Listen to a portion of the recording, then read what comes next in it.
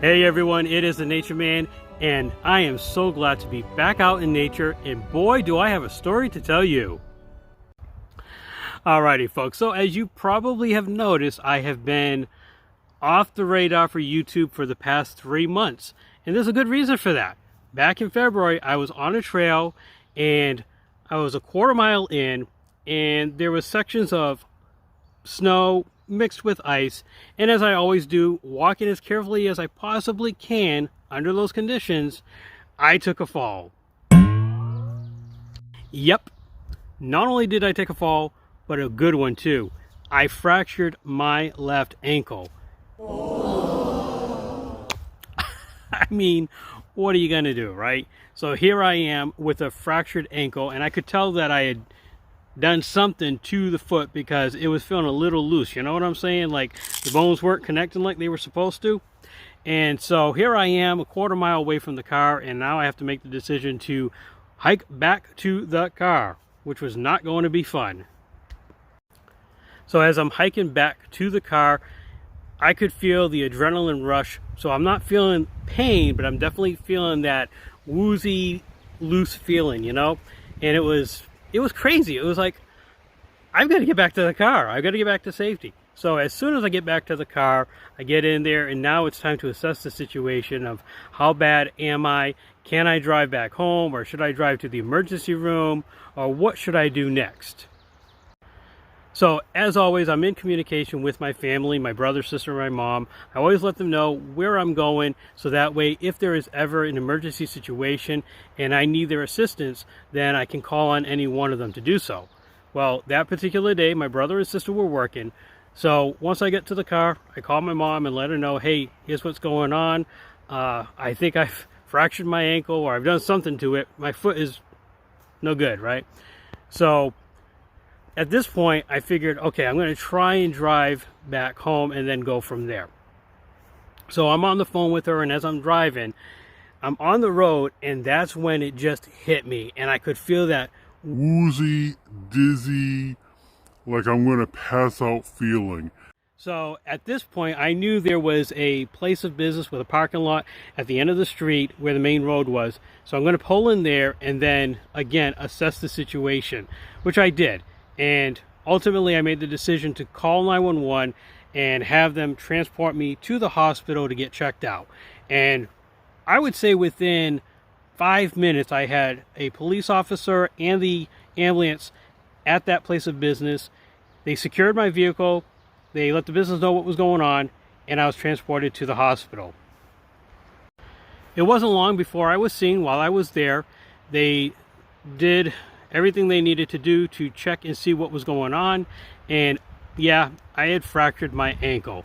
And not only did I fracture it, but I fractured it in 2 locations.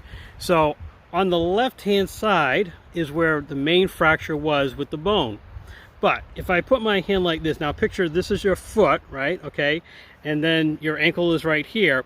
Well, right in the center spot here, I also separated some bone by about 4 millimeters. So it was a compound fracture to boot.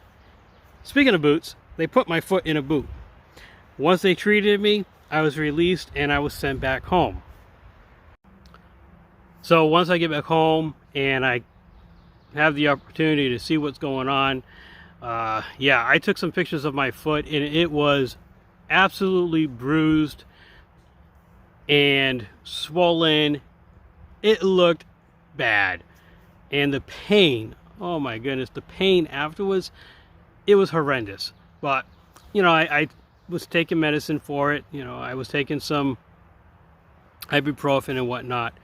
Nothing too strong, but just strong enough for me to ease the pain. And now the journey begins of recovery for the next 3 months. As I'm in recovery, I visit with the doctor several times, and each time I visit the doctor, we have x-rays to see the progress of the foot.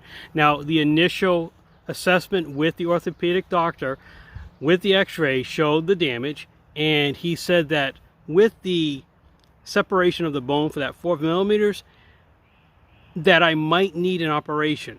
He said it could heal back in place, or I could opt for an operation to put it back in place. he gave me that decision to make what I wanted to do. So after thinking about it for a few minutes, I realized if the recovery time is going to be the same, and if the bone can heal back in place, and I can avoid an operation, then that's what I'm going to do. So that was the decision I went with, just to let it naturally heal. Thankfully, with prayer and positive thinking and just taking care of that foot by keeping it in the boot, the bone that was separated healed right back in place. So I was incredibly thankful for that. Now, I still had the fracture that was healing as well, but the main thing was I was not going to need an operation. So that was a true blessing right there.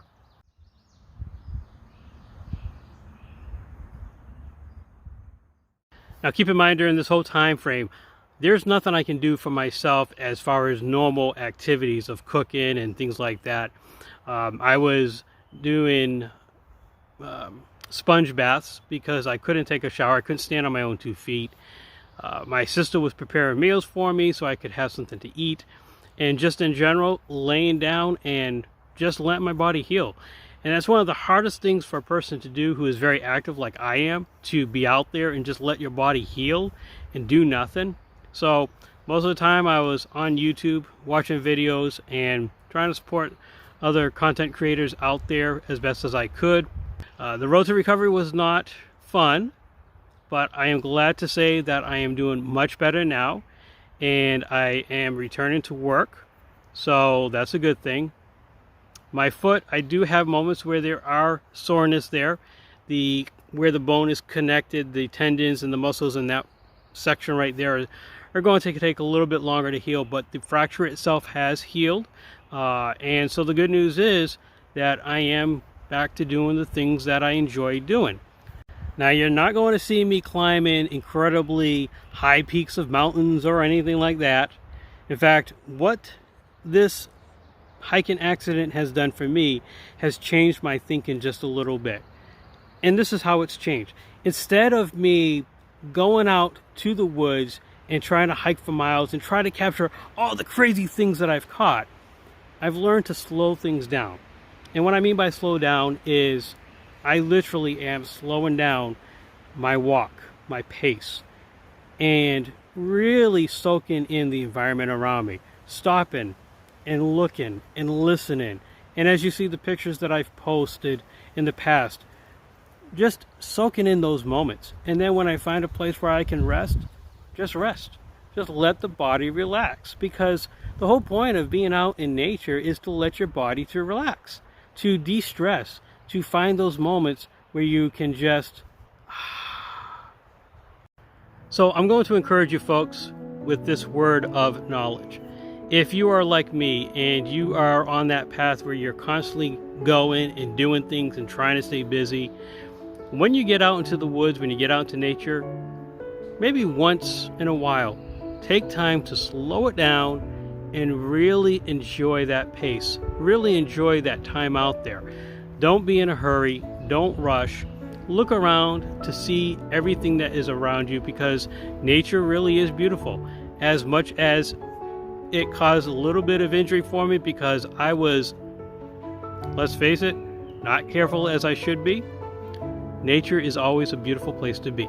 So, with that being said, that's what I'm going to do now. I'm going to take the time to relax and to enjoy being out here in the woods. And I hope you all are going to do the same at some point. And when you do, enjoy every minute of it. All right, folks. So there you go. What a wonderful day it's been. I hope you've enjoyed this adventure. And of course, my explanation of where I've been for the past 3 months. Yep, that ankle. All right, folks. You take care. God bless. Remember, I'll see you on the trail.